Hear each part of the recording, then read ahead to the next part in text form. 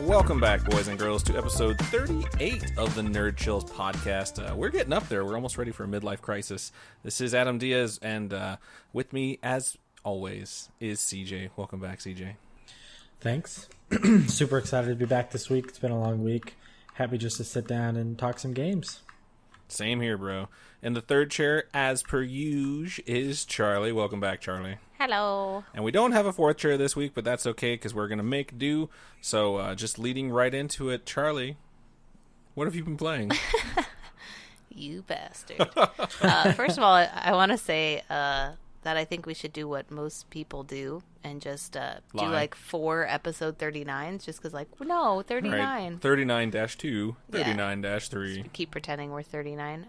No, I literally didn't play hardly anything this week. I played Mysterium, the tabletop game, last Sunday with the fam. And then I played Star Trek. I don't even remember the rest of the name of that game. Star Trek it's a dice rolling game is what I know it as.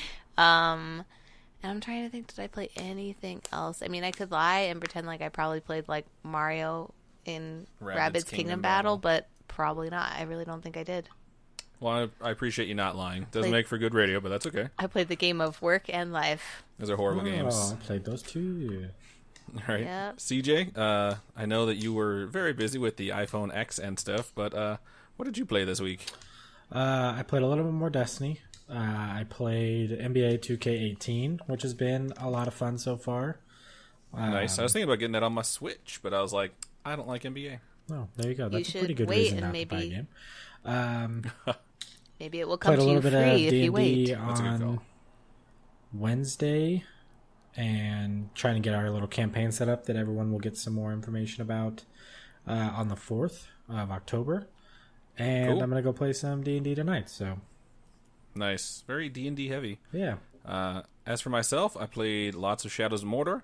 I finally unlocked the ability to turn things into, like, my little puppets, and I've been running around literally trying to turn everything on the map into a servant of mine, and then I realized you can do it to captains and war chiefs, so I'm just, like, literally enslaving everyone on the fucking continent right now that's not a human. It's kind of awesome.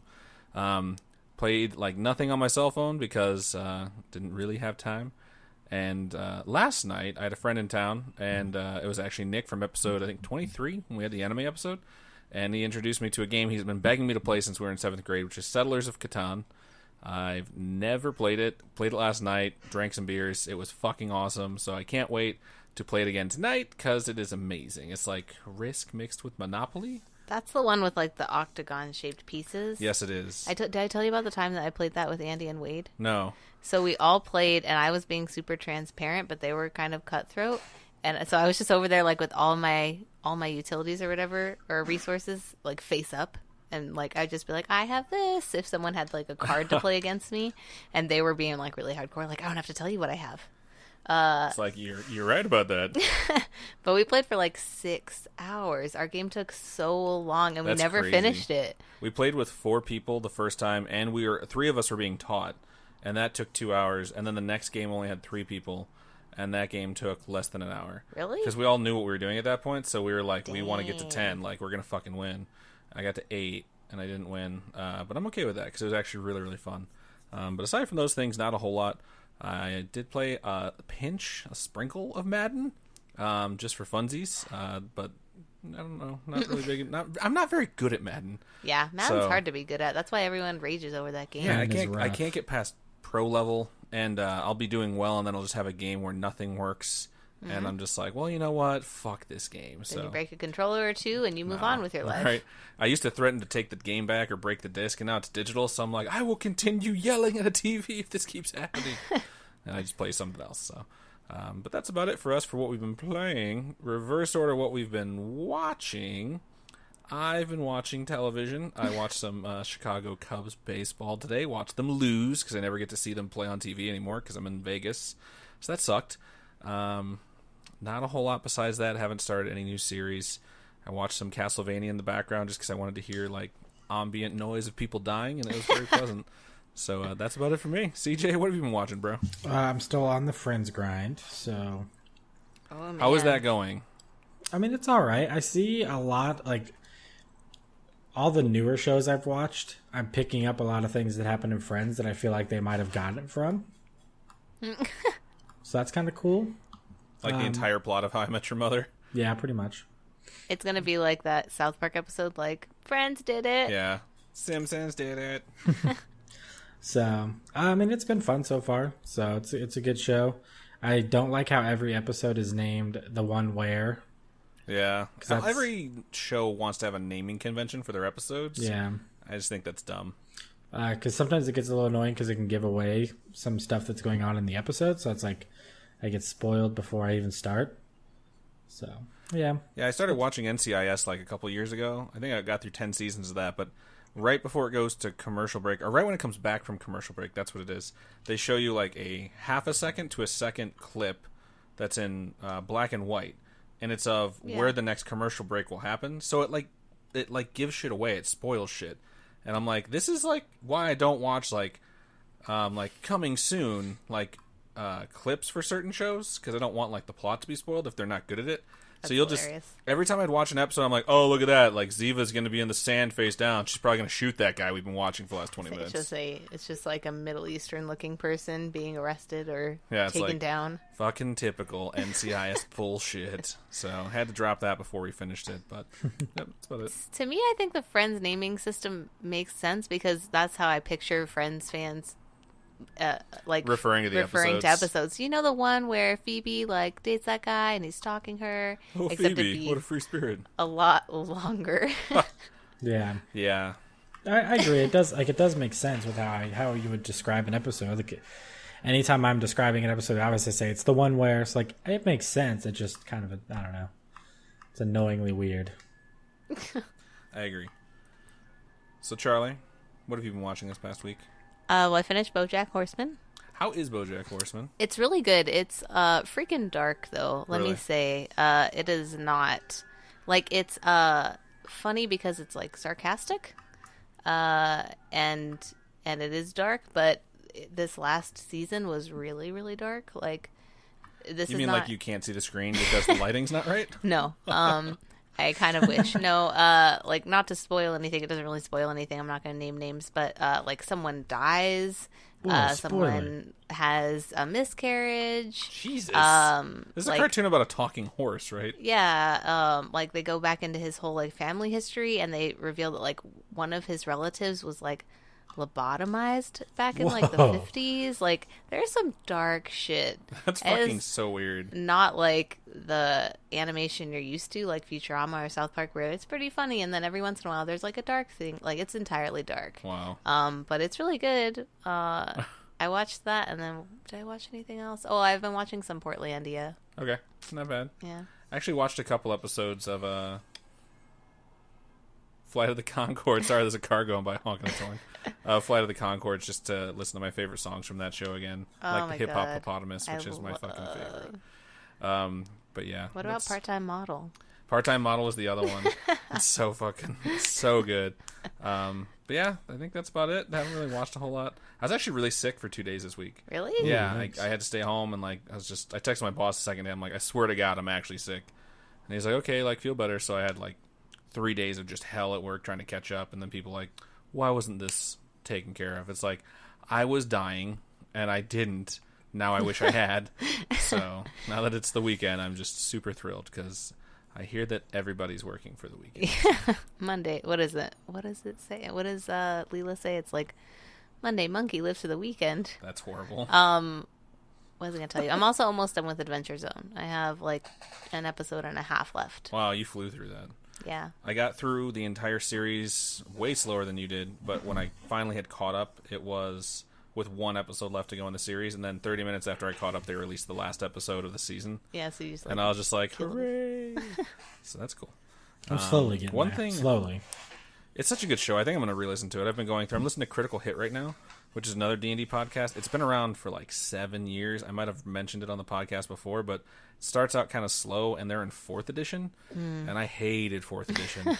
So I'm like listening to it just for like Like a slow car crash. yeah. I'm listening to it for like the characters, so I can understand who these people are, and then maybe skip ahead. I've heard if you listen to all of season 1, which is only like 10 episodes, you can jump ahead to season 5, which is like 70 episodes, and it'll be better. So I'm going to try and do that. But I've just been looking for podcasts basically to fill the void when I'm at work and just listening to stuff, because it was just really nice having like 60 episodes to catch up on for something that's like 1 to 2 hours each episode.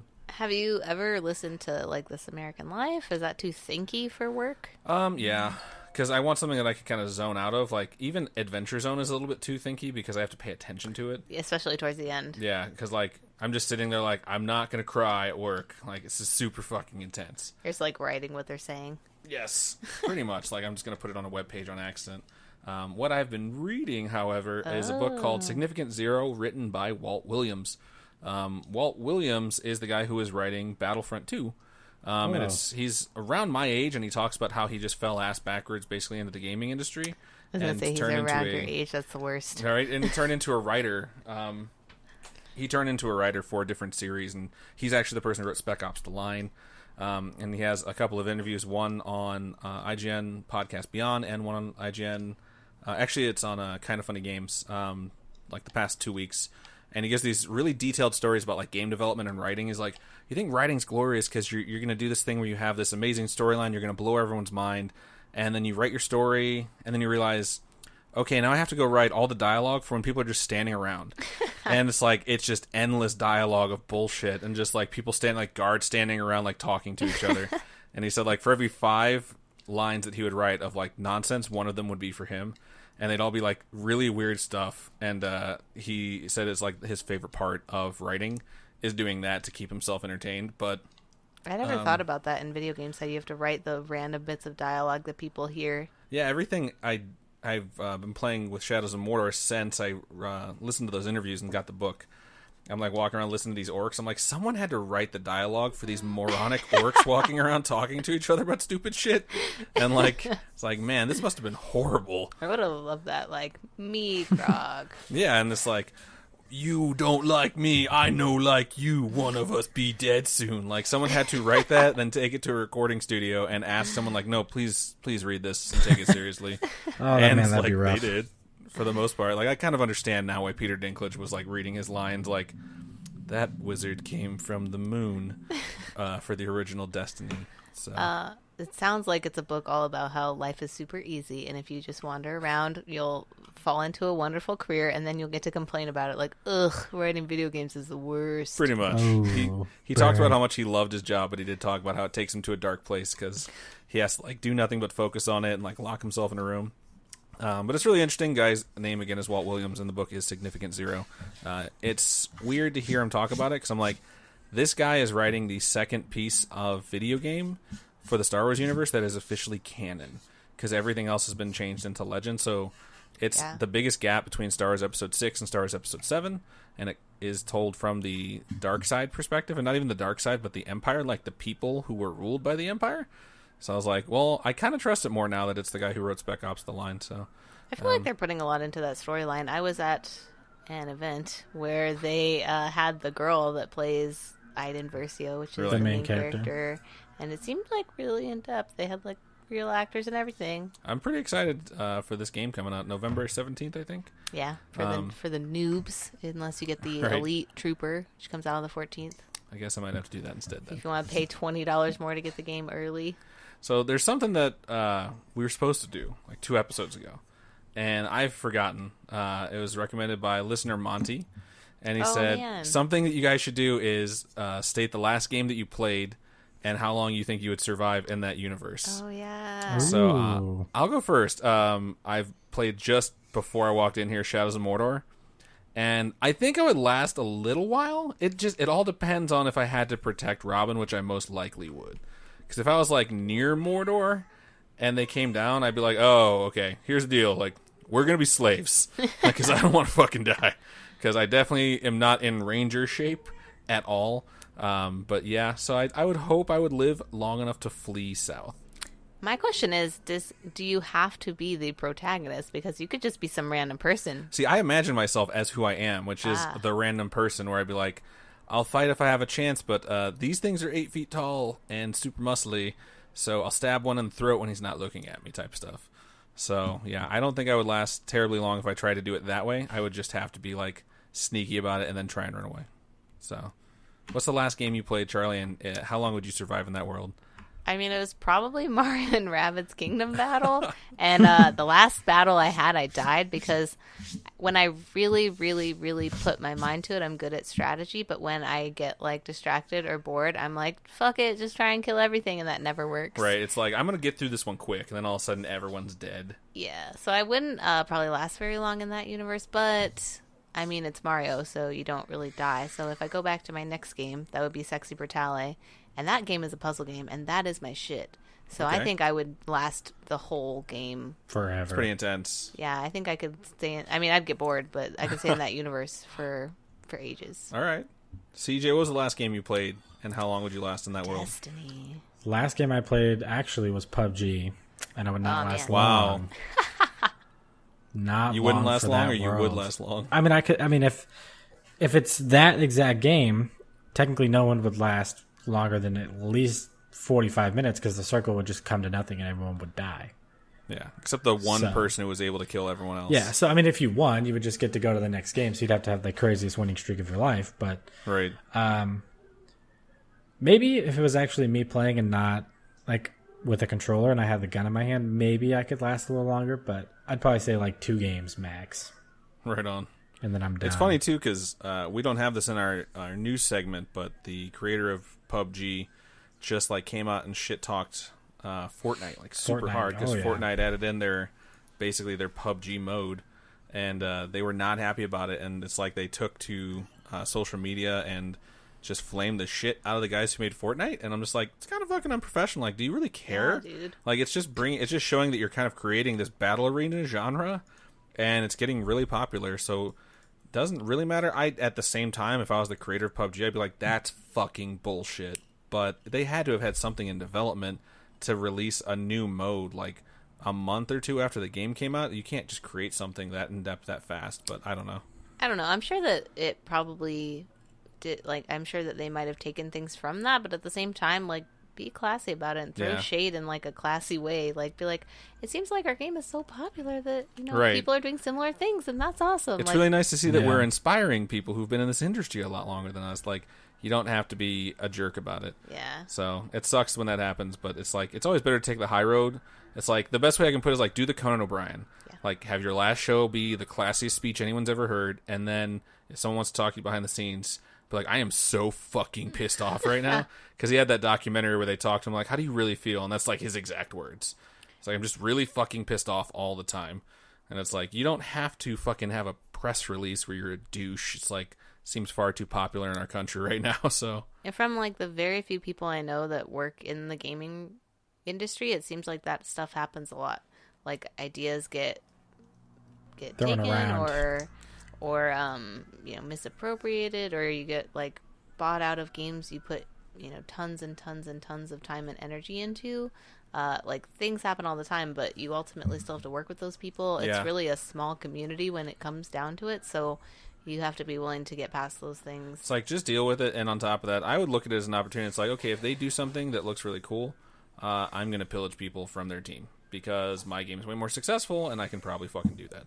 It's Yeah. like, I mean, not a lot of people that listen to our podcast probably listen to many sports, but I'm a Chicago fan, and the Blackhawks were just terrible in the 90s and not very good in the early 2000s, and they decided that they were going to take the whole front office from the Detroit Red Wings, who were extremely good for those periods of time, and they were pulling over all the executives who had built the team. And they built a new team and a new culture in Chicago, and then the Blackhawks for the last half of the early 2000s and the 2010s have been excellent.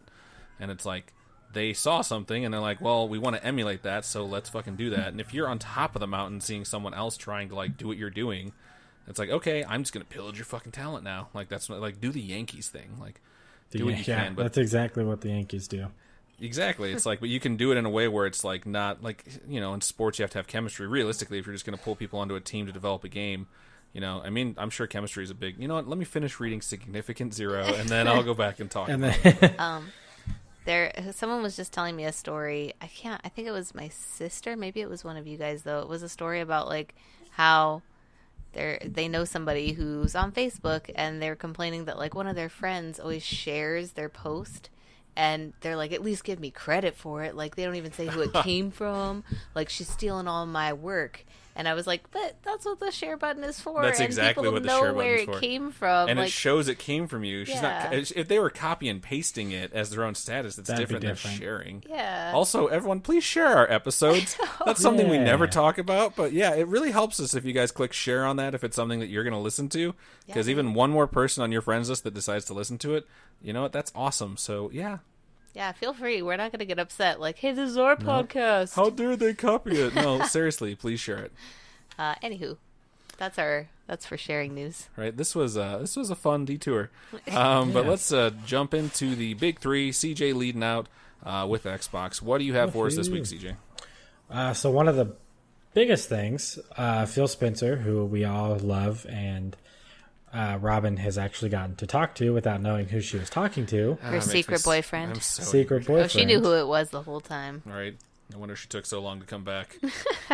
Got a promotion, and now he directly reports to the CEO of the company, Satya Nadella. Sorry, Sure. if I, I can't say it pronounced your either. name wrong, because I know you're listening Robin, out the there. pronunciation expert, is not here this episode. We apologize. So, Yeah. If he's out there listening, just send us an email, correct us. all right. And as I kind of read through the article, just learning more about the promotion and Phil Spencer himself and how he's, I mean, it's not all him, but he's kind of saved the Xbox from where it was 2 years ago to where it is now.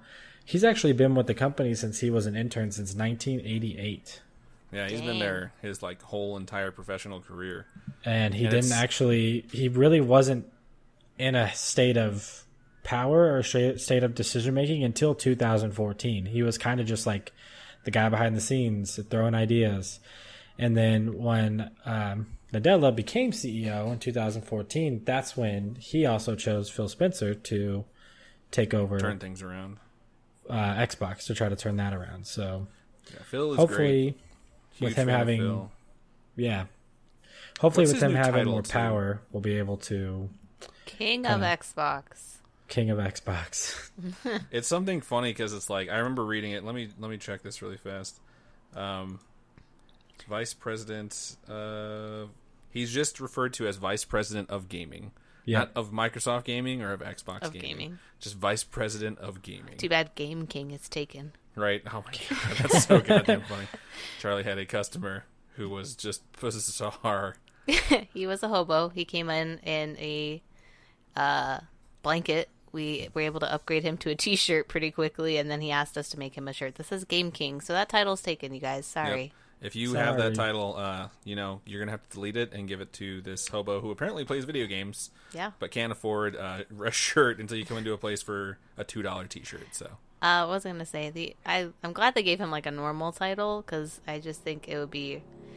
Those interesting titles sound cool until you actually have to put it down on a resume Yeah. or go on an interview or something, and then it's like embarrassing as hell.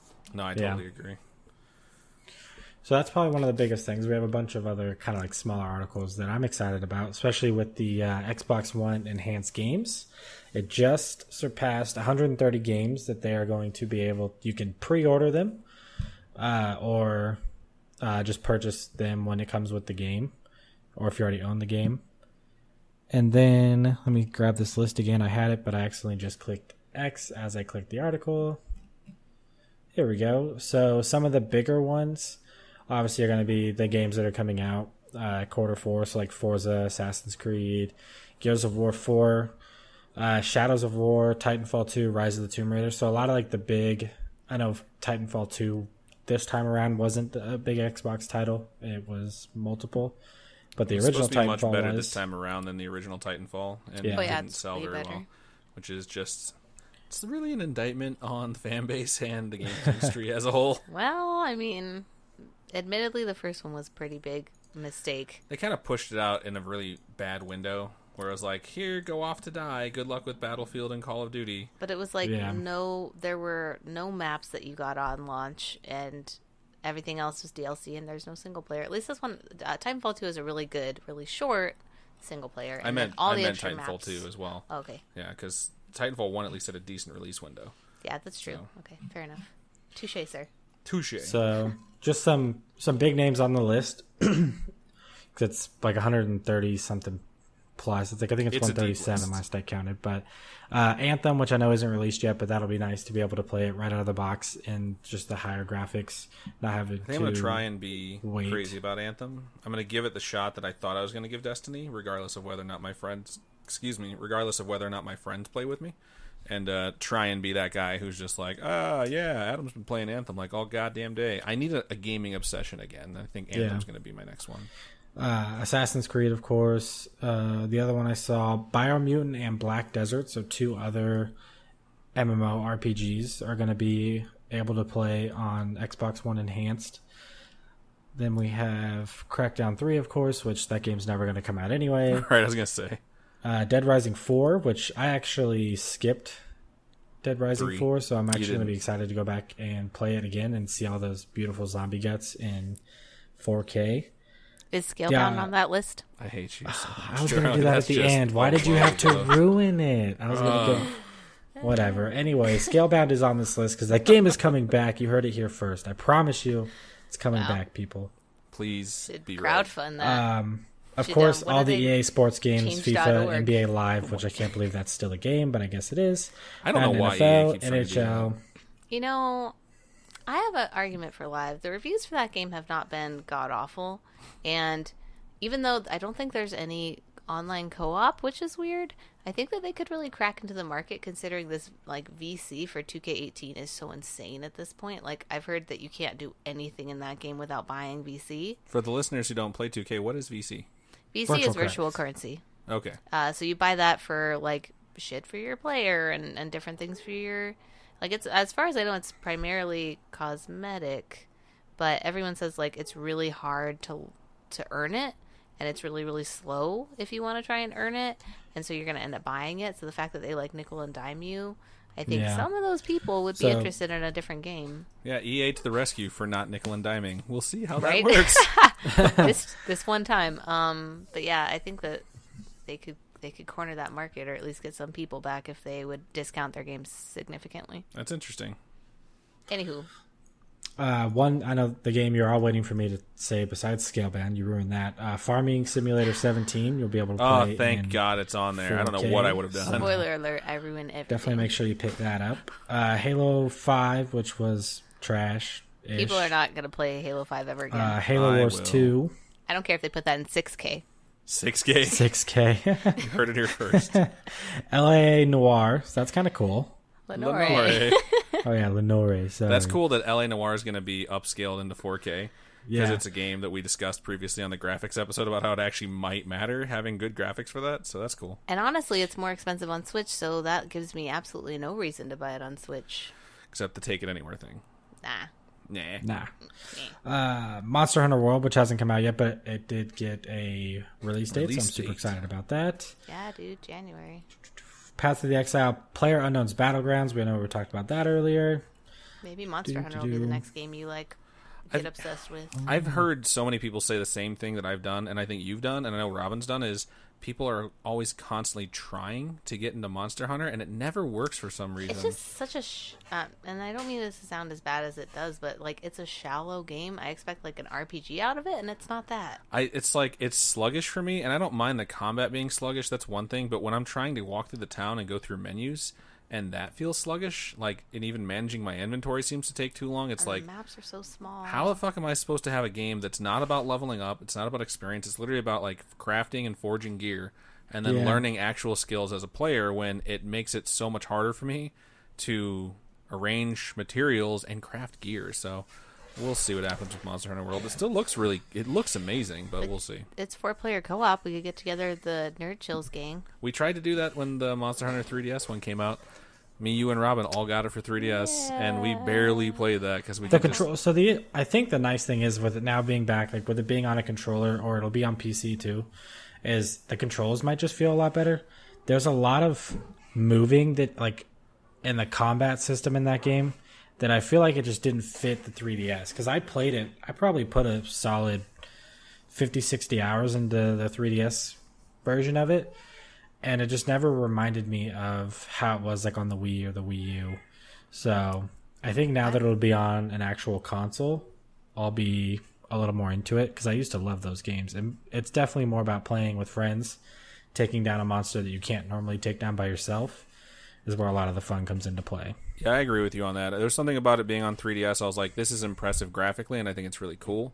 But at the same it's time, like amazing. graphically, it's like amazing for the 3DS. But it was something where I was like, I wish this was on my big TV. If this was on my console, it just had that feel of a game I'd prefer to play there. Like, I wouldn't want to play World of Warcraft on my On the 3DS. fucking 3DS. Yeah, like that would just drive It'd me be crazy. rough. I think camera control will go a lot in that, because the newest Monster Hunters, I don't know, maybe Monster Hunter Generations had camera control, but not the one that we played.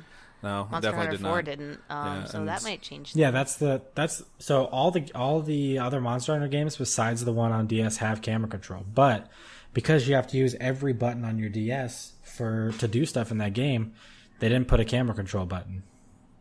Yeah. So that would probably So- change things, but I'm willing to give a second chance to any game that has cat people in it. That's so funny. Very true. Fair enough. So just finish rounding out this list. Sea of Thieves, of course. Star Wars Battlefront 2. State of Decay 2.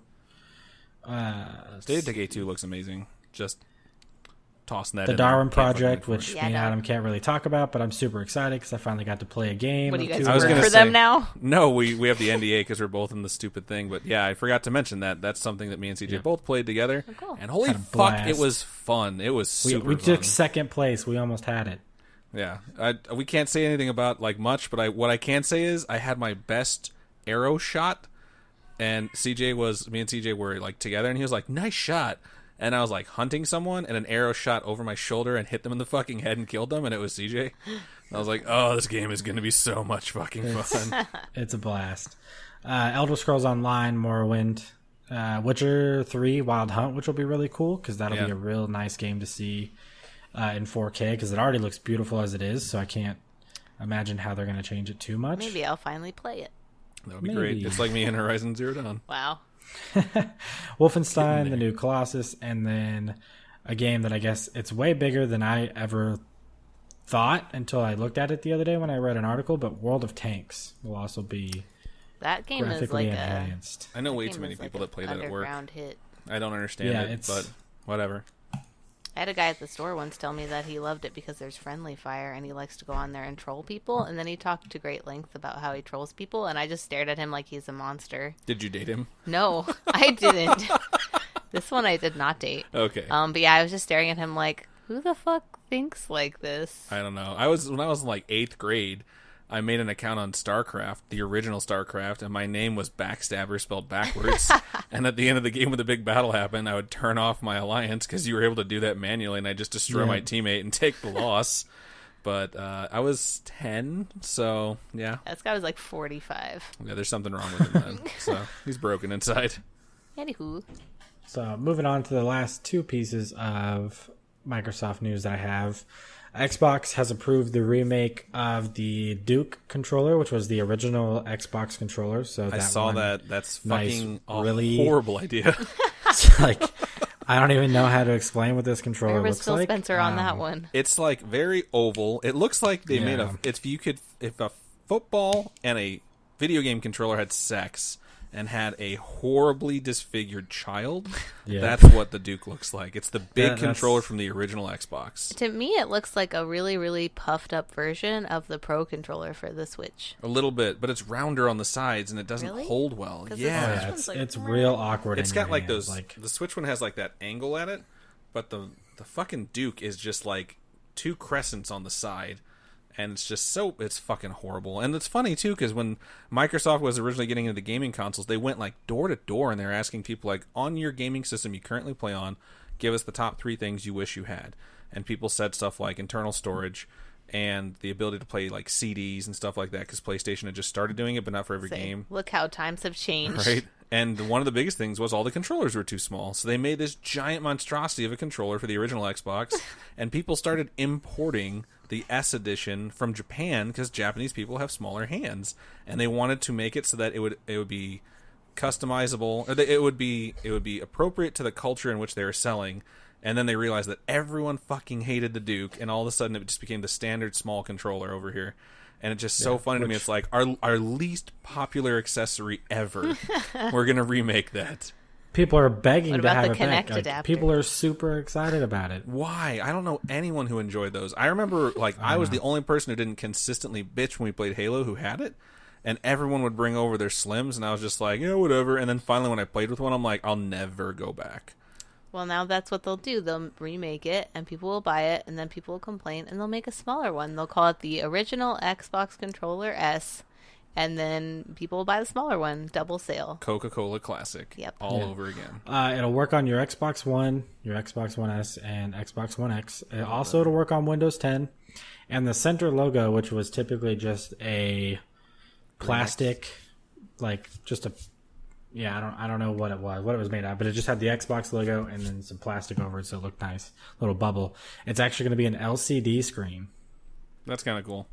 So He's like, okay, with I'll no take 10. details on what the screen will actually do, but It's like the VMU for the Dreamcast. It's like, so the memory cards have a screen in them, and it's like Tamagotchi. It's like, oh my god, I need them. I still have 4 of them, and Sea of Thieves. I'm not Sea of Thieves. What the hell is the name of the game? Skies of Arcadia was the only game that had a minigame worth playing, so. Nice.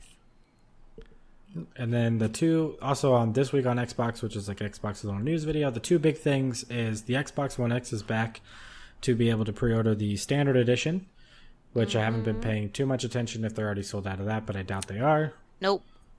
And then on top of that, the Minecraft Play with Friends update has launched. So now you can play your Xbox Minecraft with people on Switch, with people on Minecraft Mobile, with people on PC, with people not on PlayStation.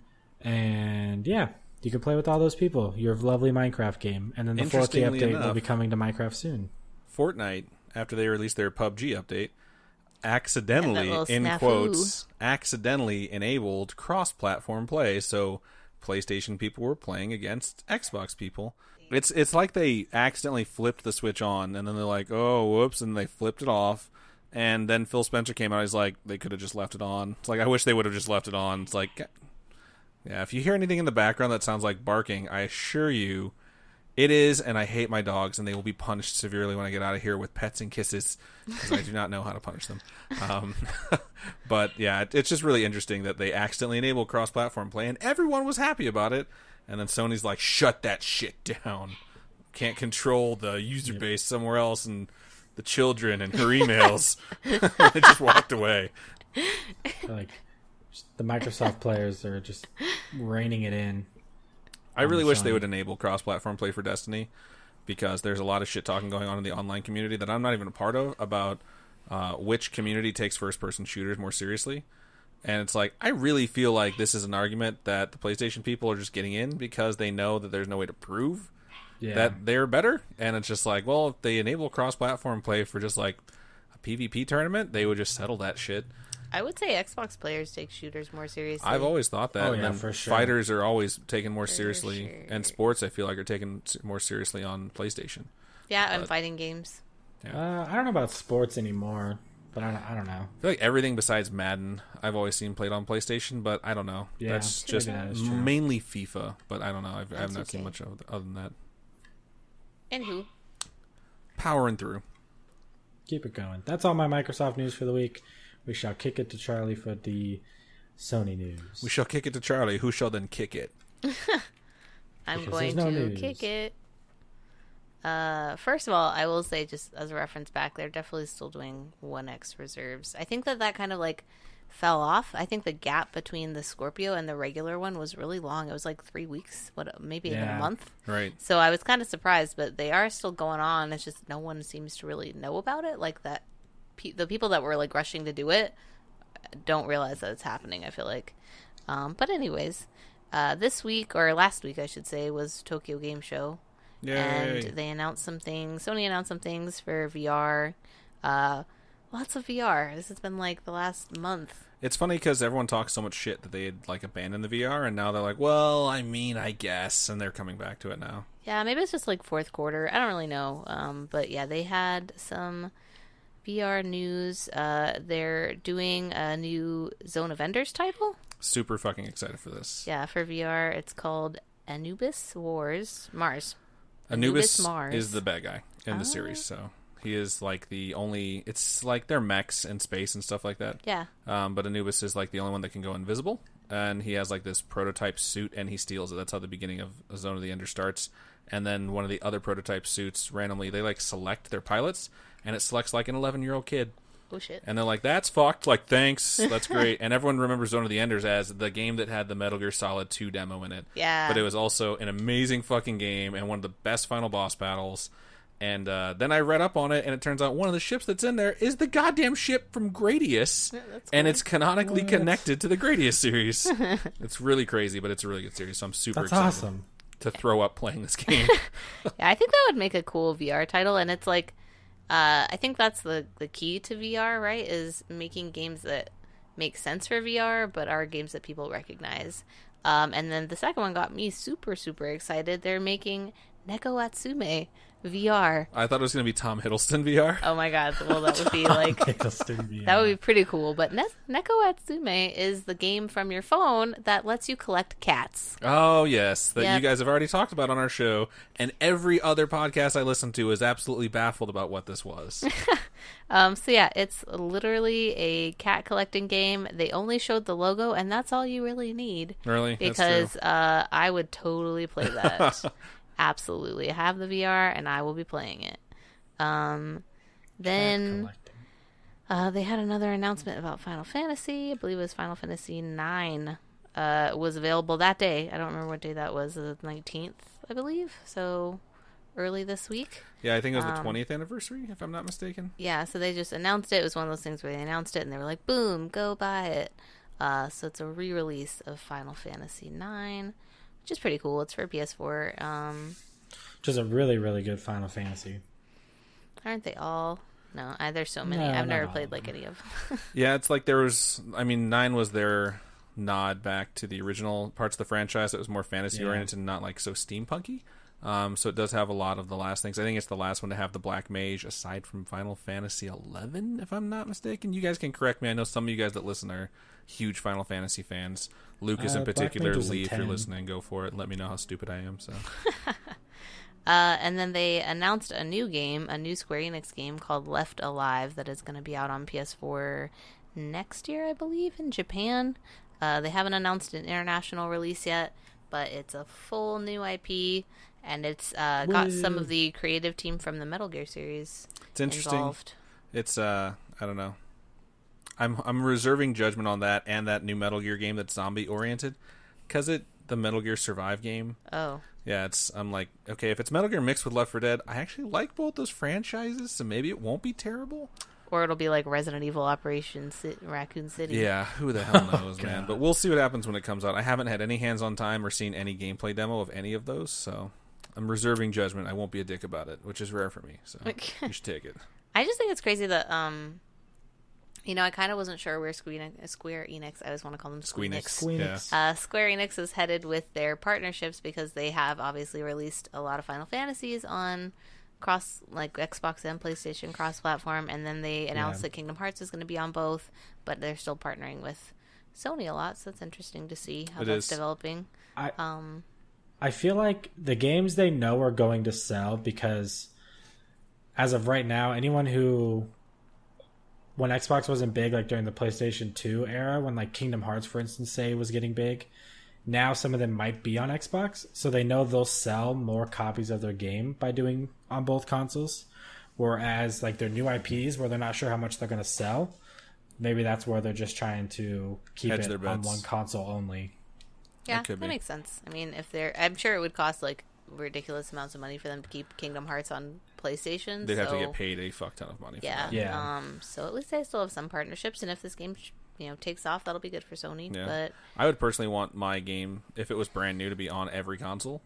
just because it's like, Oh, well, for maybe sure. I won't hit a big audience with Xbox people, but maybe PlayStation people like it, that type of thing. It's just more units that you can sell. But who the hell knows the actual like intricacies of trying to ship for multiple consoles? I know like with Microsoft in particular, and I don't know about Sony or Nintendo, but if you make a game on Microsoft, even if it's like an indie game you're developing, you have to program the game to be played through every peripheral Microsoft has available on that console. Oh, So you have to yeah. program it to like be played off the fucking guitar from Guitar Hero and shit. With the And, like, DDR dance pad. Yeah, and like Oh my developers are God. like, this is why we fucking hate developing for Microsoft. So like if you're an indie dev, like you have to figure out a way your game can be played using the fucking guitar from Guitar Hero, and they're like, well, it has a D-pad on it, so that makes it really easy. But if it didn't, we'd still be forced to do that. That's so weird. Yeah. Yeah, it's like you can play a game through all the way with the drum kit for Christ's sake if you wanted to, and be like, I beat it with the crash symbol and the orange thing. Yeah, That would be people like- do it. People do it all the time. I watched somebody play Dark Souls start to finish on the freaking Donkey Kong bongo drums. That's fucking amazing. They should do that. That's just like, I mean, obviously it already exists, but that would be a great YouTube series. Just every game. It's gotta played be with out there already, The yeah. drums from That's Guitar Hero so or good. Rock Band. But anyways, that's my Sony news. Awesome. What do you have from the wonderful world of Nintendo? I have a lot actually. Seems like it. We've had some good news for Microsoft and good news for Nintendo. This Sorry, one, I tried to destroy all your Nintendo news. that's okay. Everyone tries to do that. Yeah, she accidentally updated the Google Doc and somehow deleted not only all my news, but left like half a link to let me know she destroyed it, and the headline that said Nintendo News while updating it. I like deleted too much, and then I kept hitting back, and it just kept getting worse. Like I don't know what happened. Eventually, it was the middle of the night, and I was like, I really shouldn't be doing this at like 11:30 The p.m. Google Doc got excited, like, yeah, let's kill stuff. It's like your changes haven't saved. Luckily, Google's smart enough so that it tracks every change made, so I was able to copy what she had put in, then roll it back, then paste in the old stuff. It was so. like a what is that, Picasso that has all those crazy paintings? That, Yes. Like yeah, that's Yes. exactly what it looked like. No, it's not. I was happy when I saw the Picasso in Chicago, multiple ones, whatever. Anyways, Nintendo news. So this one hits me right in the feels, actually. Someone discovered, hackers, if you want to call them that, deep divers, whatever you want to say, discovered that NES Golf is actually already on every Nintendo Switch in the firmware. And they were trying to figure out exactly why it's there and how they can activate it. And through some digging, good I'm not sure if story. it's been completely confirmed yet, but someone did discover that right now it's only set to be available 1 day a year. The other 364 days of the year, it would negate your chance to play. But it is the July 11th, which is the day Satoru Iwata, I think I got the name right, passed did. away. And he was, I think he was one of the people who actually coded NES Golf back in the day. He was definitely instrumental in its creation.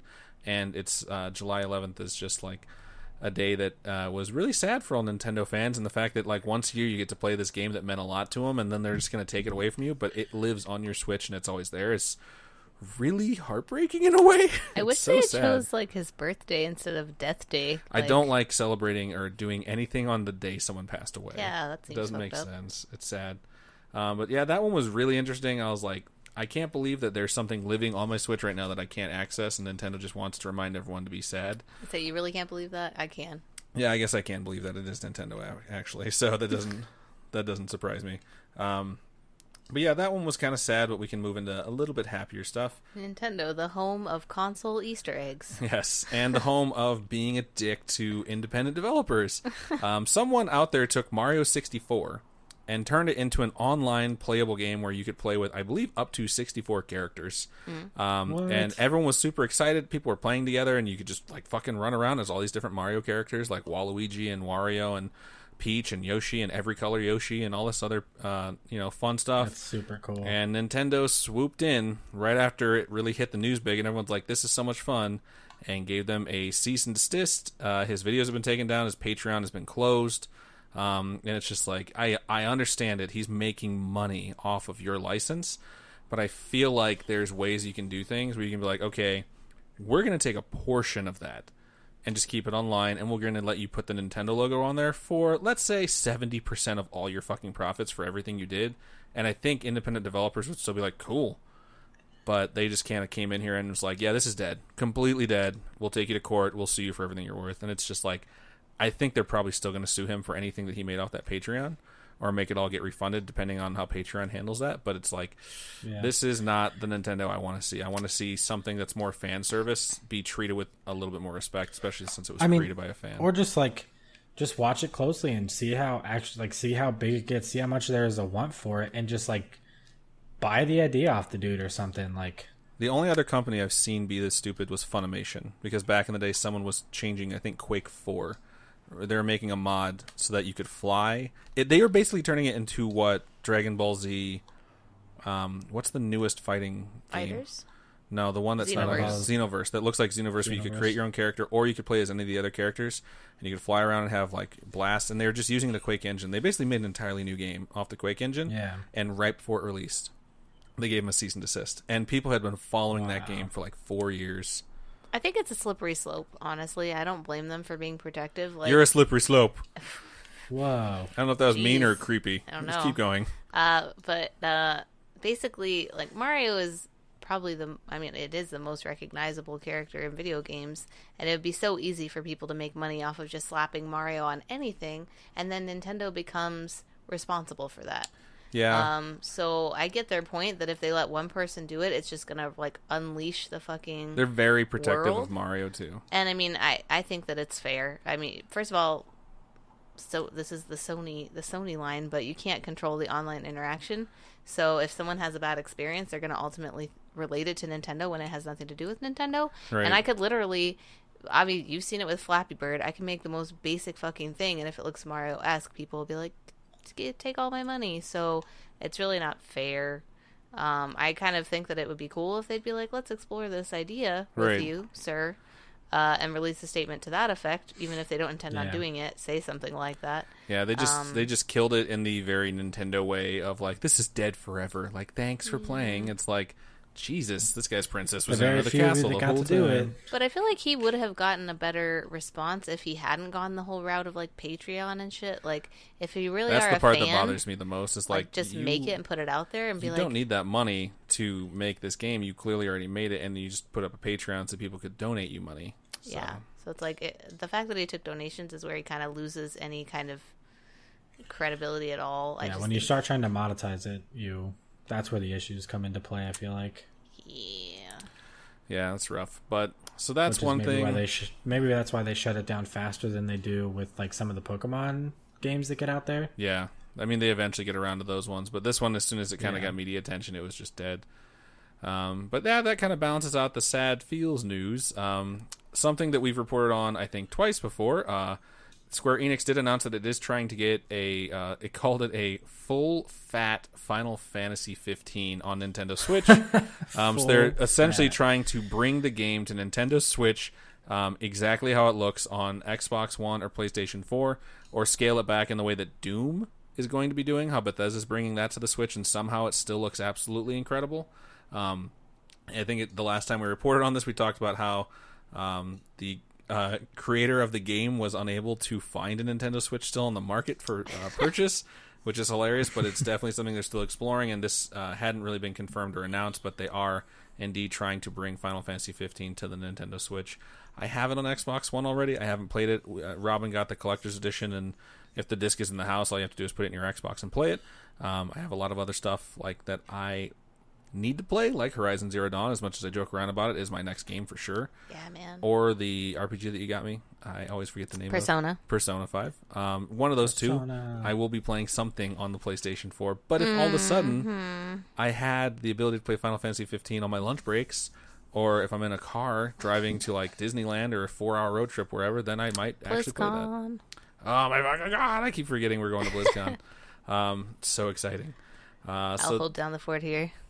that's I keep forgetting that no one else is going with us. I just assume you're going to be Yeah, at all but the conventions with us. just a Charlie CJ episode. That'll Oh be my intense. God. Well, or we could just do a top 100 episode. Just come back and have the whole laptop and everything's burned down. And I'll be like, why is the house burned down? It's like, what happened? This one actually really makes me laugh. So, of all the games we talked about in the Nintendo Direct last week that were announced during the Nintendo Direct, they announced a deal with Tencent, who is the creator of that MMO. I'm sorry, the Battle Arena game, similar to League of Legends. it's not something that is played very much here, but is played very much over in China. It's very popular over there, and right after this deal was announced, Nintendo stock soared to a 9-year high. Jeez. Because everyone went and bought it up because they were so excited about this game, because it's such a, like, Nintendo, and I shouldn't say Nintendo, consoles were banned for a very long time in China. They just lifted that ban recently, and now that there's so many people playing this particular game in China, and it's going to be something that's going to be on Nintendo Switch, it seems exclusively, until, who knows, maybe Microsoft and Sony will get on the bandwagon with it. It literally drove Nintendo stock up. A single game, a single announcement, drove it up to a 9-year high. That's just absolutely crazy. Bizarre to me. But good for Nintendo. They're riding a really good wave right now, and there's a lot of goodwill behind everything they're doing, and I think they're bringing a lot of third-party developers to the table. But that's the last thing I have for Nintendo news. So, fun stuff. We're approaching an hour on the episode, and we're not even to additional news yet. Sorry, people. Very news-heavy week. Got to start powering through. Right. Make sure you split this up and make it part of your day every day. You right. 30 minutes every day. We'll start releasing 20-minute episodes daily for the entire week. No, we're not going to do that. Nightmare. We talked a little bit about Randy Pitchford last episode, or the episode before that. And something that came out around right after that episode released is that Battleborn's creative director did state that the fall update will be the last update for that game. They're like, it's perfect. No more updates needed. Right? Yeah, we think we've completely beaten Overwatch and we're ready to move on. So, kind of sad, but I am excited to see Borderlands 3 eventually announced soon, hopefully. And then I can not feel bad for someone who has way more money than I'll probably ever have. We can't all be winners, right? It's true. 2K's had a few bad ones under their belt, like Duke Nukem. Oh, God. So, yeah, they were actually really proud of releasing rough. that game. That's a really good part of that interview on IGN Unfiltered when they talk about Duke. And it's just so funny because he's like, you didn't know how hard it is to release a game that's been worked on for 9 years that's just been terrible and actually make it something that's playable? And he's like, it's because people had super high expectations that it was probably like a 6.5 or a 7, but everyone expected it to be an 8.5 or a 9, and because there's that difference, people subtract that from what they actually think. So if a game's a 6 or a 7 and they thought it'd be an 8 or a 9, people say it's like a 4 or 5. And I'm like, that's totally fucking true. I'm guilty of doing that. We talked a little bit about that, last episode? How Mass Effect got killed by people that just had expectations that were way too high. It's the same thing. It's like, just because it's a not best game you've ever played doesn't mean it's a bad game. And in most cases, things are still good games. Which makes me think about Nintendo, right? Nintendo's like the king of remaking games that are very similar to previous games, and they're always like, at the worst, warm reviews. Like, it's like, I think the lowest I've ever seen is like a 7 or 8, because at the very least, it's as good as that last game you played, maybe too much like that last game you played. Right. But they really rarely go that far out of their comfort zone. Like, Breath of the Wild was probably the last time they went really far out of their comfort zone. Everything else, it's like Super Mario Galaxy 2 feels like 1. Sure, an 8. It's just super weird to me that it's like, just take the game for what it is. Like, no matter what it's attached to, like, if the game's good and you want it to be great, be like, it's not what I expected, but it's good. I mean, you can do that, and I'm, personally guilty of that sometimes for stuff that I have huge expectations for. And I don't think it works the other way. I don't think there's a game where you have really high expectations, and if it meets those expectations, you're like, it's a 12. You're like, it's as good as I thought it's going to be. Except for maybe the most recent Zelda, where I was, like, very optimistic that it would be as good as it was, and I really thought it was, like, the best game I've ever played. And they killed it. Think positive, people. Right? Look at the bright side. Think positive, be positive. Yeah. So we're going to jump over into the world of movie news really fast before we jump back into gaming news and do some release dates / trailer release dates. Mark Hamill is a very funny human being. He actually plays the Joker. If you ever watch Batman the Animated Series, that's who voiced the Joker on that. And it's like he was playing a little prank because he actually wound up deleting his tweet. But someone tweeted at Mark Hamill and at Star Wars and anyone else who would listen and says, today is a great trailer for the new release, or a great day for the new trailer, because no one knows when it's coming out. And Mark Hamill replied to this guy and said, watch Monday Night Football on Monday, October 9th, ... for no reason in particular. And this was not supposed to be shared. The tweet was almost deleted immediately, and everyone's super fucking pissed at him. I'm like, why are you mad at Luke fucking Skywalker? Because everyone's been waiting for this next goddamn trailer, and I'm so happy because they were like, it's coming out next month. It's like, next month, my balls. Like, this is coming out in like 2 weeks. So I am so excited to see this new trailer, especially since the movie's out in December, for Christ's sake. I feel like they would have announced that, though, because, like, I mean, last season football ratings were really down. I don't know about this season so They're far. down again. But I'm sure they were bound to announce that to draw in viewers. Like, it doesn't really work if you don't tell people. Yeah, and Disney owns ABC and they own ESPN, and they're of course going to announce the trailer on one of those programs, and they want to have the their biggest networks. audience for it. Yeah. So, and they did it for Force Awakens as well, and they fucking lied. By the way, they said directly after the trailers when tickets go on sale, tickets went on sale like 36 minutes before the trailer even aired. So I had to go online and barely get seats for like the 10:30 when they started showing at like 7 o'clock. And then it only was in theaters for like 8 months. I almost died. I know, and I had to walk Oh, uphill in the God. snow to get there, and uphill in the snow back home. I only got to afterwards. see it like 10 times instead of 12 times. It was a very good movie.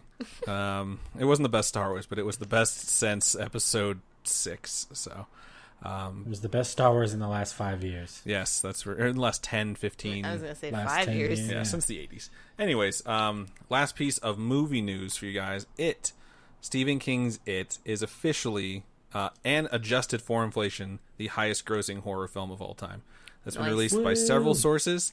I don't believe it, because The Exorcist made so much goddamn money, and it was so long ago that adjusted for inflation, I feel like there's no way it has surpassed it. I was going to say, what is the reigning champ there? It was The Exorcist. Really? Yeah. Better than The Shining? Yeah, adjusted Dang. for inflation, The Exorcist was the top movie, but it to date has made $417 million worldwide, and that is substantial. The thing is, if you look at Box Office pretty Mojo, damn it's good. ranked 1 for everything as far as horror, but it's ranked 2nd for the supernatural category because there's still one movie in front of it that I don't even think it'll catch, and it blows my mind to think that this movie made this much money.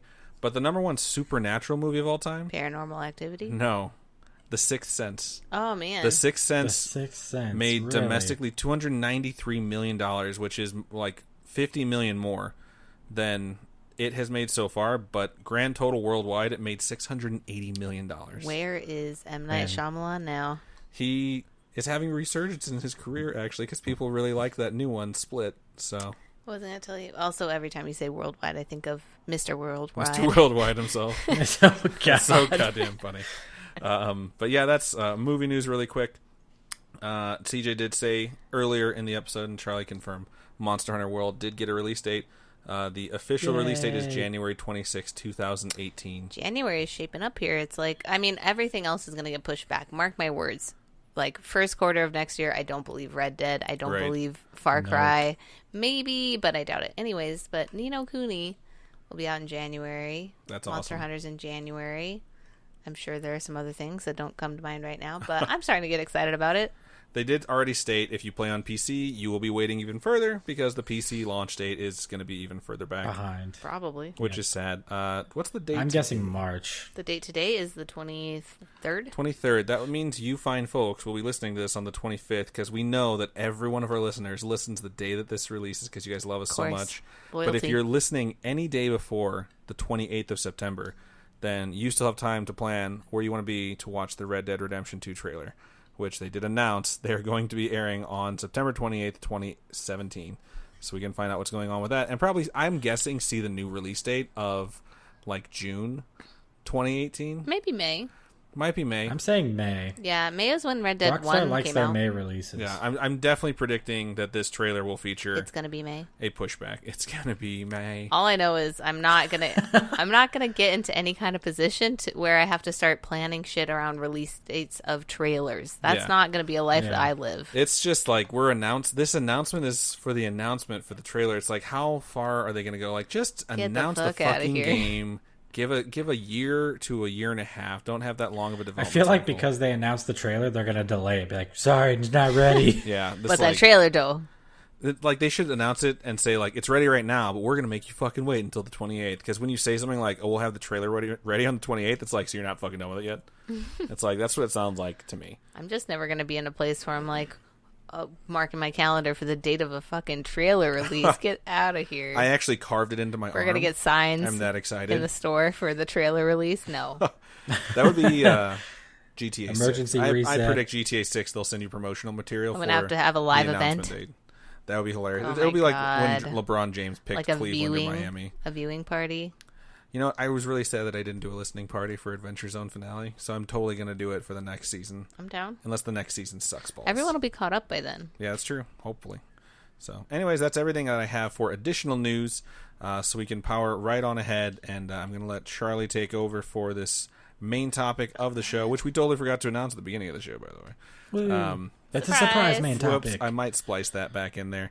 But this week we are going to be talking about fake reviews and how they dramatically affect things, not just video games, but in particular video games. So take it away, Charlie. Yeah, so I found this interesting article online about fake reviews that popped up, or a review bombing, as they call it. You can't see my air quotes, but I'm making them. They can hear them for sure. Yeah, I don't know. It's really close to Hang the on, let me mic. try something. You're like, Okay, we'll see how that through the sounds. mic. so review bombing, that happened this week because of the creators of Firewatch coming out and denouncing PewDiePie, who's recently gotten in trouble again for... Famous YouTuber PewDiePie. For those of you who, like me, are like, who the fuck is Have PewDiePie? you not seen the South Park episode where they talk about PewDiePie? I thought his name was Cutie Pie up until I saw it spelled somewhere. Yeah, I did too. And I was like, oh, he's one of those guys. yeah. He's a YouTuber who has 100 million followers. Yeah, I think so. It's insane. And he makes millions of dollars just streaming him playing video games. But apparently can't not say the N-word while he does it. So the creators of Firewatch, which is, from what I've heard, by all critical acclaim, a good game, they got review bombed on Steam. Basically, a ton of people went and left them bad reviews on purpose because they were upset about what they had said about PewDiePie, which is pretty fucking ridiculous. What's really funny to me is that Yeah. I feel like those are the same people that if you were to tell them they weren't allowed to say something, you'd be like, it's the freedom of speech, man. And then someone does that themselves. That's and what they're like, Reddit's for. And they're like, let's try and destroy their livelihood. That sounds like a good idea, right?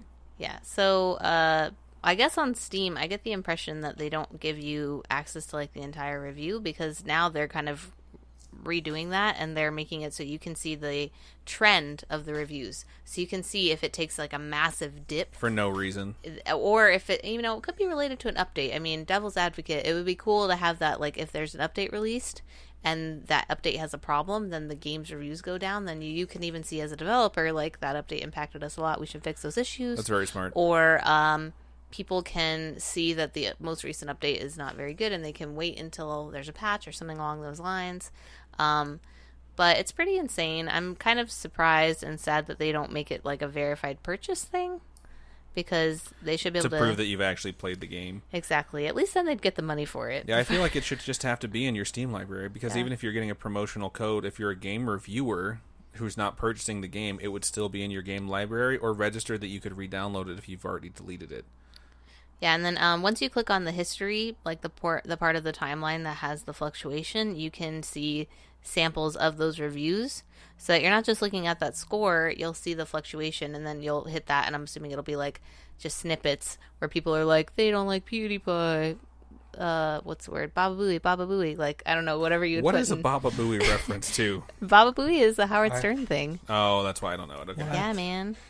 Anyways, so that's funny. cool for me. I'm like, never mind. I forget how young CJ is. I'm the second youngest person on this episode. Makes me feel great, guys. I fucking hate you And both. you don't know anything about Howard Stern. Get out of here. Anyways, so that made me think about some of the other things. Like you and I talked a little earlier about Amazon reviews, how people put fake Amazon reviews for things they think are ridiculous. Yeah, and they're trying to be funny, but at the same time, it's affecting a product someone is selling on Amazon. Yeah, like sugar-free gummy bears, Yeah. and apparently it happened to Hillary Clinton's book. They reference that in the same article. Oh, it got destroyed. Yeah, or like you remember, this is not related to reviews at all, but it's kind of in the same vein, that Call of Duty Infinite Warfare trailer, how people are just going on to dislike it, and then Yeah. it had like millions of dislikes, like way more dislikes than likes, and it became a huge thing. And it was the yeah, that was Battlefield community going there to troll it. It's like, why don't you just go click like and go vote in any poll that says you like Battlefield better? I like Battlefield better than Call of Duty, and I vote when I see like which one do you like better, but I don't purposely go and seek out stuff I don't like to click I don't like this. Yeah. It's like, it's just absurd. Like, same thing happened to Kind of Funny when that whole thing went down with Colin, like back in March. People were going onto their YouTube videos every time they'd release new content and just shit talking the hosts that were still there. And then the other side of the audience was going on to Colin's new thing that he went and left to do to shit talk him. And it's like, Yep. and they're saying really horrible, really hurtful things to people that are just out there just trying to make a living. And it's like, dude, what the fuck is wrong with you people? Like, I don't understand it. It's the same thing that I get pissed off about when I see Marvel fanboys like, at work talking about the fact that as soon as a fucking DC movie releases, like, yeah, I already went on a Metacritic to flame it. It's like, and I went on a Rotten Tomatoes to say it's the worst movie ever made. I gave it a 0. It's like, you are a fucking You didn't even douche. see it. It's like they did that for Wonder Woman too, just assuming that it was going to be a poor movie. And it's like, that's kind of hilarious because it just outsold every fucking superhero movie domestically ever. So every origin shit all story, I over should Marvel. say. But people just like to judge things like without ever seeing them, Yeah. like ever experiencing them. And it's like, I only do that for Stephanie Meyer novels because that chick sucks. I'm not reading that trash. You should really, I mean, anytime you're looking at reviews, you should, I mean, the crux of this is that you should actually read reviews. You Yeah. should actually read them. You shouldn't, it's just like reading headlines. You should actually read the article, or you should actually back up that article. If you see a crazy headline, don't just read it and then tell all your friends, like, check it out. And I check think for yourself. We're in the day and age now where it's so easy to post a review and read a review that the people who are going to display these, there needs to be some level of accountability or responsibility to validate that those things are like actually real. Like Yeah. seeing like USAPatriot.com say horrible things about whichever side of the aisle they've been literally just made up as a website to talk shit about. Like, it's the same thing where it's like, if you're literally just existing to create, for lack of a better term, fake news, Yeah. it's like, then you're not doing a service to literally anyone. It's like, you're full of shit, and the people who are looking for that information aren't finding the information they need to, and the only people who actually value that are people who are liars, or people who are lying to themselves, who are just looking for a opinion that doesn't actually reflect fact.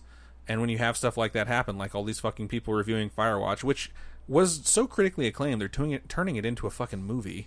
Yeah. It's like, now all of a sudden they're saying it's a doesn't bad make game any because they sense. said that they don't appreciate that a fucking YouTube streamer decides to use racial slurs on his fucking YouTube. Like, get the fuck over it. Like, that doesn't make any sense. At the same time, it says that they also received a influx of positive reviews for the same reason. It's like, if so you don't dumb. if you don't get the positive reviews to balance that out, if you don't have like people there trying to do that, it's like, that's just, you're getting fucked, and then you have to hope there's people out there that are going to go out of their way to make another fake review. Yeah. You know, it's like, it just doesn't Yeah. make any sense. I don't know. I think that they should have to be verified purchasers, and I think Oh, yeah, I definitely think you should have to, like, so like Steam, for instance. You should have to boot up the game and have played it for a certain amount of time, or there needs to be some. I mean, some of the games, like some of the things you can't really control as easy as Steam, but I do think there should be some way to verify you've actually played the game yeah, to make it to where people can't just go on and completely bomb a game that if someone who does look at reviews and makes their decisions based on reviews, now they might not play Firewatch, and then maybe they'll go see the movie and be like, wow, I really should have played Firewatch. Like, this movie was awesome. And that person's just entire view of that game is now spoiled because of the fact that he read 55 bad reviews It stinks too, stating because that the game sucks because PewDiePie's awesome. I think the place that gets hurt the most isn't even the game developer; it's the place that displays the review. Because it's like, I would love to be able to go and or the trust person who Metacritic. goes to read the review and doesn't get what they're looking for. Yeah, it's like, if I'm that person and I read that, and then later on I realize the review is wrong, I'll never go back to that place. I'll never go back to Metacritic or Rotten Tomatoes or any other like aggregate review yeah, websites. it makes you feel differently about the actual website. And it's not their fault that people are posting bullshit, but they have to control it in some way, shape, or form. And that's why, like, I have specific people from specific websites who I either completely trust when they review a game or don't trust at all. Yeah. And I know that Yeah. because their name's attached to it. And it's like, when your site loses all credibility because of shit like this, it's like, okay, well, now I will literally never trust this place again to give me an accurate or even like any way, shape, or form accurate review. I think for a place like Steam, it would be interesting for them to like cultivate a review community, and I don't know how plausible that would be, or if that would even matter to them. But they could do something where if you've played, 5 hours of the game, you are invited to review, and then as you do reviews, you gain a reputation based on your reviews. And then if they find that you're doing those types of things, they can ban you from reviewing or something along those lines. Kind of But the way I'm sure... forums work, where if you have enough responses that are like actually validated by the person who runs the forum, you become like a trusted poster, and like Yeah. your actual word means more than like just being a kid who used to be on the Blizzard forums waiting for World of Warcraft to come out or Warcraft 3. Like, there was the Blizzard, like seeing a blue post meant a Blizzard person just came down, but seeing a post where someone had like a specific border around their name is like, the person from Blizzard said, like, this is a trusted source of information, and then they track Yeah, everything they post. I think that would be cool, but I mean, for Steam, I don't know if that would really benefit them enough for them to put the effort in, but I think that would be neat, especially with millions and millions and millions of people on Steam now, as we've talked about before. I think the problem of having such large communities is that you really do need to have community managers, and a lot of these places don't. It's like, if your community is leaning towards the toxic, or just a toxic community decides to invade your community. Yeah, because I mean, it's bound to happen when you have that many users. Yeah. You need to be like, you shouldn't be able to post a review if you just made your fucking account. There needs to be a bunch of different ways to regulate something like this, because it's just sad. Like, if Firewatch had just come out and they decided to say something like that, and it's sad that a company would have to feel the need to be like, we really don't agree with this. This really upsets us. We need to keep our mouths shut, because the people out there who either like this person for no reason or are totally okay with racism going out on YouTube might come over here and try and destroy our livelihood and act like it's okay. And it's like, I guess the counter argument to that is like, well, they tried to destroy PewDiePie's livelihood. It's like, whatever. No, what came out of his mouth is what hurts his credibility or his fan base. It's not anyone saying like, hey man, I really don't fucking appreciate that. So I never really thought about like the impact on the website though, because I think about that a lot with Metacritic. I don't like Metacritic, and I think it's mostly because of the past articles or information you've seen, like where the Metacritic review score will affect like the money given to the people that made the game. I know there was a famous one with Fallout 3, I want to say, or one of the, or no, Skyrim, wasn't it? Where the Metacritic had to be at like 89 or higher or something like that. It had to be at like 80% or higher, and they didn't make it because there were glitches in the game, like towards the beginning of the release, and so they didn't make it, and that meant like millions of dollars in bonuses lost for the people that worked on that game. And then I've gone on to Metacritic myself and seen really dumb reviews, like people admittedly just saying like, I didn't play this game, but I saw a 10-minute video and it looks like garbage. Yeah, and I've seen reviews on there, and it's literally about the debate we had where it's like, this game looks really good, but I didn't like the graphics, so I gave it a 1. Yeah. It's like, the graphics weren't good enough for me. I hate cell shaded. I hate the art style of this. And it's like, well, then you shouldn't have played the fucking game, dude. Yeah. Like, you are not the target audience. Like, that's so fucking stupid. It's like, if I went into I fucking hate mushrooms as a food. Mm-hmm. And if a restaurant opened and all they served was mushrooms, and I went in, I was like, worst fucking restaurant ever. And I was a food critic. Like, there's something that I should not be allowed to do something like that. It's just like, you have to understand what something is. Like, if a food critic goes to review a food they don't like, they know the texture it's supposed to be, the taste it's supposed to be, the flavor profile, stuff it's supposed to be paired with. Yeah, like, they know why they don't that's like what it. they know. Like, it might not be something that they prefer, but they can say, hey, it was prepared right. It was paired well, like all the things that you're supposed to do, like as someone who takes their job seriously. But when anyone can just do this shit, like even like a lot of people think they're justified in doing that. Like, I played it and I didn't like it. It's like, you played something you knew you weren't going to like, and then you decide to say you didn't like it and then fucking trash it. And it's like, that's not fair to fucking anyone, and you did it to yourself for no fucking reason other than you want to be a douche, or you have too much money and you just walked in and you're like, I'm going to take like 6 games for fun. Or you bought a pre-owned game because you're bored, or there's a million different reasons why people pick something up and play it even though they know they're not going to like it, and then rag on it.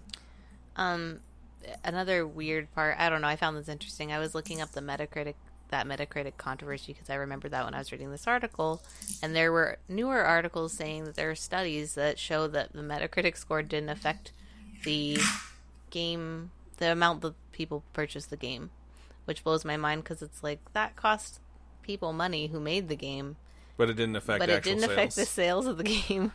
It's like, that doesn't really support our argument of like, when I see commercials that have Rotten Tomatoes like reviews on them, like, oh, Rotten Tomatoes is like, review this is fresh. I'm like, I don't fucking care. Yeah. Like, that does not matter to me, because my opinion is very different than a lot of other people's opinions. People will tell me all the time, like, you're really gonna like this, and then I'll see it and I'll have an expectation, and if I'm like, I didn't really like that, I kind of like that, then I'm like, it was trash, just to make someone feel bad. But it's like, on a one-on-one basis, like, that's what a normal asshole would do. I don't fucking like write the person who created the series I was told that I would love and be like, this is the worst goddamn series I've ever seen, which is like what this shit is. It doesn't make any goddamn sense, and it's super fucking annoying. It's like, I don't know, I wish that people would understand that the words that they say, although they're allowed to say them, have repercussions. And if your words have repercussions on someone else and the way that they conduct their business or just live their life, there's something seriously wrong with using your freedom of speech to fuck with someone for no fucking reason. And it's like in Canada, there are laws where you have the right to freedom of speech, but if you violate a law, it's like how libel and slander works here. Like, you can be taken to jail for shit like that. And no one up there says like, oh my god, the government's limiting our freedom of speech, but shit like this in Canada would be handled very differently. I mean, that's what I'm thinking. Is there like a reverse class action lawsuit where Firewatch people can go and sue the group of reviewers? That, Right. like, I'm gave suing them Boner Patrol 420 for $40 million. for damages because of this bad review that was not based in fact. Yeah. It's very That bizarre. would be awesome. I just don't know how to I don't know fix how it. that works. Aside from like kind of the things that we discuss where it's like more of like this is a trusted reviewer, and anyone who doesn't have that stamp of approval or actual credentials from an actual site that's accredited either shouldn't be allowed to post or should have their like user reviews in a separate section that aren't weighted whatsoever towards a game's actual reviews.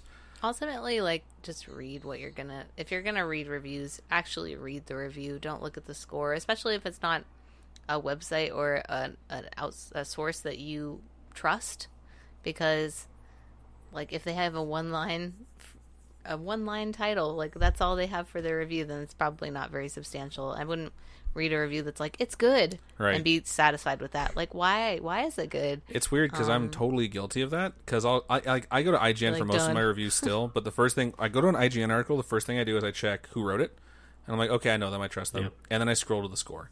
Yeah. And then they have like a really quick, brief, like 3-word I do explanation. like that where they do like the pros and cons. I Yeah. think that's neat. And At then I least it can gives go you back something. and read it because if it's really low, Except when the cons. yeah, if it's really low, I want to know why it's Or they're low. really dumb. Like the cons are like really stupid and yet Too they much got- water. Like that's Oh my that's God, one I of was the gonna most say that's the the one of the freaking most too much famous water things, and that's con. the funniest part about it is that So person took so much stupid, shit. dude. But when you go back and look at it, you're like, they're kind of fucking right. Like there was a lot of water in that Pokemon game, There was. but it's just I don't know. But everyone knew it going in, so I don't Yeah, know. that's true. It's just I mean, if you like, if you picked it up and thought that game was going to stand on its own and not have the Pokemon title attached to it, that would be a legitimate thing. Where you're like, there was way too much fucking water in this game. It drove me fucking crazy. Like Wind Waker, same complaint. Like I had to sail fucking everywhere. I enjoyed it. I enjoyed that part of the game because I knew that's what it was going to be. But if it was someone picking it up and they had no idea what Legend of Zelda was, they'd be like, this is boring as fuck. Like someone picking up Sea of Thieves when it comes out that doesn't have any idea what it's about is going to be like, Sea of why the fuck are we just standing around on this boat for 10 minutes at a time? It's like, oh, we're looking for other people to kill and we're going to get some booty. there's always going to be someone that But the doesn't thing like. the thing that gets me, the thing that gets me about the too much water thing is, technically the entire game is based the same. It's just a bunch of squares that you walk in that can randomly trigger an event or pull a trainer or. So technically, you could the counter argument, well, there was too much grass. Like I didn't like how much grass there was in that game. I think every con that- should be a that's too what gets much or me. too little, and that's all it should actually say. There we go. All mine would be like too little cowbell or Too little cowbell, cat crab people. not enough cats. Too many racial slurs. Yeah, this is what I would rate you like PewDiePie's YouTube channel as. Too many racial slurs. Oh man. But yeah, Review bombing sucks. yeah, Kids. don't do that shit. That's what we're trying to get across. Don't be that person. We'll try and have a professional It's- troll on the show once. We can talk Oh to them my about like God. the better ways to actually troll people and like is it better to do a one-on-one or how that works. But I don't know. As someone who I used to fucking troll people on forums, it was a one-on-one basis. I would only harass someone who was stupid and deserved it. In this case, it would be someone like PewDiePie, where it's like, yeah, bro, like you're a piece of shit right now, and it's like that's something that you do when you're a kid and you're stupid. And if you're an adult, don't do it. And if you're doing it as an adult, you're kind of a douchebag and you should probably stop. I don't know. I understand why people in like his community. I mean, there's a tangent, but like I understand why people in his community would be upset or Defensive of him. yeah, either way. But I don't know. Getting older, I'm just like, it happens. Like It's stuff like happens. People say Beyonce's stupid fans. shit all the time. Yeah, but it's like Beyonce's fans like threatening to kill Rachel Ray because they heard that Jay-Z had an affair with a chick that was named Rachel. And it wasn't even the right person. God. It's like they. Are you sure that maybe they didn't look her up and then watch some of her show and then decide to threaten to kill her? I'd be okay if that was the case. Okay. But literally, it's just like this knee-jerk reaction of like this person I'd never met that I worship. I need to defend to the death. Wasn't it supposed to be Rachel with the good hair? She doesn't have good hair. I don't even not know even who the that fuck it great. was. I'm just It was like, something like that. Just so disconnected Rachel with from the good teeth. I don't remember. Toxic. I'm so disconnected from fan bases at this point. Like, even the fan bases I Rachel technically with the belong spatula. to, I don't talk to them. Oh my That God. would be fairly specific. That's clearly what it was. It's just bizarre. I understand the mix-up if that's what happened. But fun stuff. Good This has been topic. all of the Beyonce news. Yes, this has been the Beyonce News Podcast. When's So Lemonade 2 coming out? hopefully never. I watched that whole thing. I did too. I don't know why I the watched it on fuck I watched the whole HBO. thing. Yeah, I think we did together. I think me, you, and Robin were waiting for like season 6 of Game of Thrones or something like that. But it was horrible. And people that came out and said they didn't like it, like all the Beyonce fans were like, "I'll kill you."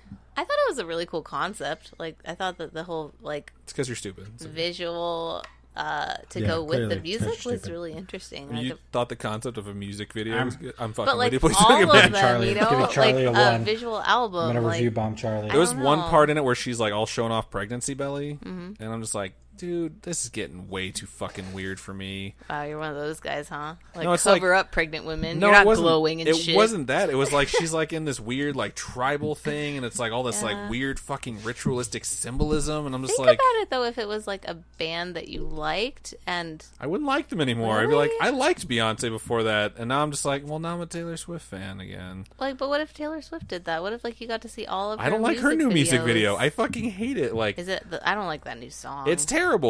And I'm Look not what afraid you to tell made me people, do. like, there's someone at work who's a huge Taylor Swift fan. I used to joke with them. I'm like, I used to work out to Taylor Swift. And they're seriously like, oh my God, have you heard the new song? It's so good. I'm like, yeah, but I hate the chorus and the beat and the lyrics. They're like, yeah, but it's still really catchy. Like, I've listened to it all day. I'm like, you hate all those things too? And they did, but they're still listening to it. I'm like, you're Wow. an idiot. That's the dumbest thing I've ever It's like heard. saying I like steak, and this person God. cooked a steak that I really don't like, but I'm eating all of it and saying it's delicious because I like steak. Like, no, dude, send that shit back and tell them to do it differently. You know what it's like? It's like, get them to the I like Greek. my steak a certain Tell way. the dude to pull his head off his ass and start making good music again. And, like, I don't know where the fuck... Okay, I'm going to have to re-listen to the end of the show and figure out how we got this far off topic. I don't know what happened. I don't even know where I'm at right now. All I I just want know. to go play Settlers of Catan. That's all I The know. point of this review thing, is that if Arcade Fire or some band I really loved did a visual album, I'd be interested. Arcade Fire's good. I like Arcade I feel like they could make a really cool visual album. They wouldn't do it because they're not like lame, but they're not going to copy because copy they're not like Beyonce. lame. I think people that are artists just try and do something that's really, really artsy at one point, and sometimes it's really good, and sometimes it's not. And then people that are fans are afraid to criticize, like, "Hey, guy, like that fucking sucked. a real stupid yeah, it's move. like that wasn't good. Like that album was terrible. Like." And then they're so sensitive that their fans are like, "How dare you say something like that?" It also could go back to like say you're a hardcore Beyonce fan and this just like speaks Why are to we you. still talking about Beyonce? I don't know. I tried to stop it, and you guys just kept going. I tried to say, "Don't review Bomb," and you're like, "But Beyonce says." Yeah, I don't know. I think that when you're really into something, like I'm sure you have things that like changed your life when you were younger, and people are like, "It was kind of garbage, though," and you're like, "No, Well, it yeah, had a huge impact on me. that's a huge debate. I That's just broke up with my husband." That's a and different debate, though, between like childhood nostalgia versus like what if those actual. Beyonce fans are children, though. Yeah, but they're idiots. Then it's like the things that I look back at where I'm like, I know that's not good, but it's my favorite. Is like Ghostbusters 2 over Ghostbusters CJ 1, just leaves. and I'm like, I openly admit that that is something that I like that is not better than the original, Yeah, and it's like, I know it's not better than the it's like original. Sister Act 2. It's Get like the fuck out of here. It's not better than Sister Act no, 1. Back in the Habit. That is Get not a good outta fucking here. movie. And guess what? It's not even a good title. I will watch it. I would watch that movie. And I have friends that are like, "Oh my god, it's so much better than it." And they know they're full of shit. Liars. Where the fuck are we going with All right, this? thank you everyone for listening. This has been Nerd Chills episode 38. I'm gonna bounce out and let We were these two just finish trying their to Beyonce. make it Just longer. kidding. Right, we're gonna try and figure out. We're already at like an hour 30, so we're good to go on this one. No, longer. So we're gonna have some heavy editing on this one. I think I'm just gonna clip probably the last 10 minutes. I don't know what I'm gonna do with it. I'll re-listen to it, and if it's funny, I'll just leave it in. All right. So what we got out of this is that Beyonce sucks, and PewDiePie, don't talk about Beyonce anymore, bro. Look what you made me do. Yeah, and don't review Bomb, please. It's terrible. It hurts people's lives. If you review Bomb, I'm gonna find a way to find you. and If kill you review Bomb, you're a fucking prick, and apparently CJ will also murder you. Jeez. So I'll that take said, you up guys, on that, CJ. we'll do all the plugs. Like we said at the beginning of the show, please share our stuff. We always appreciate it if you click like when you download episodes. All that stuff really helps us. If you're one of our patrons, thank you very much. You can always go to Patreon and become one. Starting at $1 donation. At $3, you do get early access to the show by 24 hours, roughly. You get it like Sunday afternoon-ish, right as soon as I'm done editing it. And then if not, you guys can still get it for free on Monday. Go to facebook.com/NerdChillsPodcast and check out our Facebook page, because it's not a group. But do right by your friends and share the episode, because Yeah. if you enjoy it, then they should be enjoying Yeah. things too. And if you're not sharing, then that's not caring, bro. Sharing is caring, and you should Yeah. care. I mean, seriously. If If you you want to email us, you can email nerdchills@nerdchills.net. If you want to email myself, any of the hate mail that I love looking forward to from you guys, mailum, MAYLUM, @nerdchills.net. If I'm streaming, it'll be at twitch.tv/mailum, MAYLUM. Or you can tweet at me at the Adam Diaz. CJ, if the fine folks wanted to find you, where can they do so? They can email me at sacredinfinity@nerdchills.net. I have it up on my phone now, so I'm able to contact you back as soon as I see the email and think of a response for you. I can also be found on Twitter at sacredinfinity. And randomly, I just thought of another maybe way to help the review. Maybe once you post a review, like if it gets so many dislikes or so many thumbs down or whatever you want to call it, then the review gets taken off. But then you could That'd be review kinda bomb cool. someone's review and thought ruin this- their livelihood of I writing thought this episode reviews. was about Beyonce. All right, where did we get the review stuff sorry. from, Anyway. CJ? What does that have to do with Queen Bey? I don't know. God, So anyway, CJ. that's where you can find me.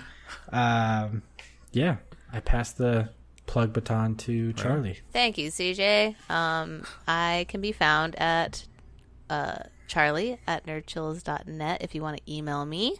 And then if you want to tweet at me, I'm at Charlie_NC as in Nerdchills. Charlie with an EY. Yes, that's Not right. the other way, which she doesn't spell Spell her it name. right or contact somebody else. Right, you're going to get someone from a different podcast. They will not be happy. Yeah. So I think that's everything we got for you guys. Thank you for listening to episode 38. We really appreciate it. Don't forget to like us. Feel free to review us on any of the podcasting websites that you download us from.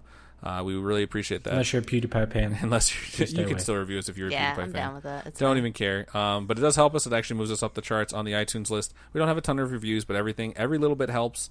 And you know what? It's like we're steadily growing. We're all really excited about that. And at some point, we're hoping that you guys will be proud to share it with people you know. Kind What of would the be way. the opposite of review bombing? Like a positive review bomb. I don't know. I don't think It's it like exists. a bath bomb, but a review. bath bomb? I don't know what you would call it. What's a positive bomb? A positive bomb? Yes. Those don't exist. They could do that though. Yeah, you guys can always do that. Yeah, sharing. I think sharing is the opposite. So Sharing go is ahead caring. and let your friend know if you listen to the episode that they should listen to it too. So we appreciate you guys, and I'll do the sign out this week because it's been a while since I did it. So you guys take a chill pill, and we will see you next week. Aww. Bye.